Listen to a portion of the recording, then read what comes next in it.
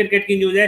India के matches पे भी बात करें, 3 दिन जैसे कि शिवानी ने बताया बारिश के आसार, पूरे 3 दिन ना हो, मतलब तीनों के तीनों दिन एक भी बॉल नहीं डली, तब तो हो गया भाई KLPD, फिर नहीं मिलना कुछ इस मैच का रिजल्ट, फिर हमें जान लगानी पड़ेगी और बीजीटी में और हो सकता है न्यूजीलैंड के खिलाफ भी कुछ एक मैच इधर उधर हो सकता है बारिश के कारण, क्योंकि हिंदुस्तान में आपने देखा है बारिश कैसे चल रही है, धड़ाधड़ जाने का नाम ही नहीं ले रही है।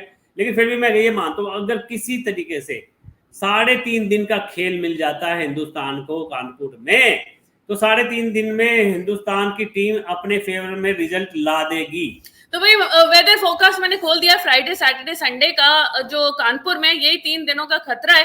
तो भाई 77% फ्राइडे को रेन के चांसेस है, 85% सैटरडे को है एंड 62% जो है वो संडे को है। तो ऐसा हो सकता है कि संडे को मे बी हाफ डे से मैच शुरू हो जाए, लंच के बाद से मैच शुरू हो जाए, वो भी टाइम मुझे लगता है इंडिया के लिए इनफ होगा, क्योंकि फिर भी 2.5 दिन हमारे पास होंगे, बड़ा ही क्लोज होने वाला है। वैसे ब्लैक सॉइल पिच जो होती है उसकी इनहेरेंट कैरेक्टरिस्टिक्स के बारे में मैं बात करूंगी, ऊपर जो है मैंने ब्लैक सॉइल पिच के बारे में काफी डिटेल में लिखा हुआ है। क्रिश, ब्लैक सॉइल पिच जो होती है वो नॉन पोरस होती है, उसमें क्ले ज्यादा होता है, उसमें बाउंस बिल्कुल नहीं होता है, वो ज्यादा पिच से फ्लैट होती है, इसलिए स्ट्रोक मेकिंग बहुत ज्यादा डिफिकल्ट हो जाती है। बैटर्स को बहुत सारा सेटल होना पड़ता है, टाइम देना पड़ता है, उसके बाद ब्लैक सॉइल पिच पे वो अपने शॉट्स मार सकते हैं। अगर शुरू से ही शॉट्स मारने की कोशिश करेंगे तो लो बाउंस की वजह से जो है आउट होने के बहुत ज्यादा चांसेस है।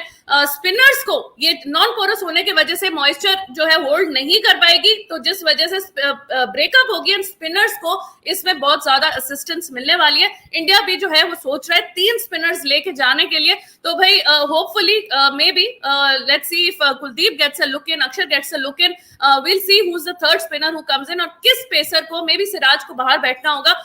आकाशदीप बहुत अच्छी परफॉर्मेंस दिए थे, शायद उनको रिटेन रखेंगे एंड मे बी सिराज को रेस्ट दे दे।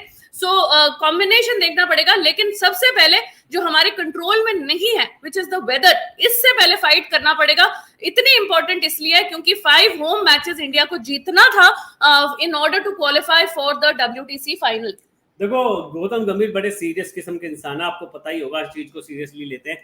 वो भी जाकर के उन्होंने पहले ही बोल दिया वो ग्राउंड स्टाफ्स को कि पिच रात को कवर ही रहेगी, या फिर ग्राउंड स्टाफ सोएगा नहीं, पूरी नाइट ड्यूटी जगेगा, जैसे ही बारिश आएगी कवर होनी चाहिए, पिच खराब नहीं होनी चाहिए। दूसरा अगर मैं इन शॉर्ट में बोल दूं कि ग्राउंड की वजह से डिले नहीं होना चाहिए मैच, अगर बारिश रुकती है तो जल्दी से जल्दी मैच स्टार्ट होना चाहिए, कोई खराबी नहीं होनी चाहिए उस तरीके का ग्राउंड, क्योंकि 5 डेज का मैच है ये T20 फॉर्मेट नहीं है, ODI नहीं है, शॉर्ट फॉर्मेट में हो जाएगा, आपको पूरा ही गेम खेलना पड़ेगा इस तरीके से। अब आ जाते हैं 3 स्पिनर्स में से तीसरा स्पिनर सिलेक्ट कौन करना चाहिए। मैं तो जाऊंगा भाई अक्षर पटेल की तरफ, सब लोग कहेंगे शायद कुलदीप की तरफ, बट मैं आपको बताता हूं मैंने अक्षर को क्यों चूज किया है। बिकॉज आपने देखा था अभी कोलैप्स हो गया था तो अश्विन और जडेजा ने हमें बचाया था, ठीक है, पहले फर्स्ट इनिंग में।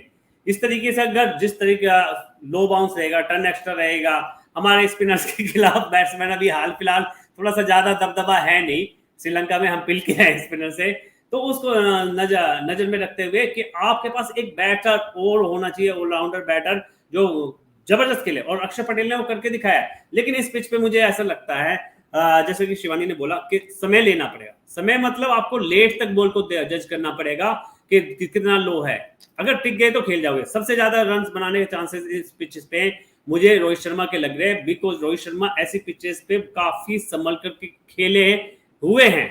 जी जी बिल्कुल। तो अविनाश जी आगे हैं और वो कह रहे हैं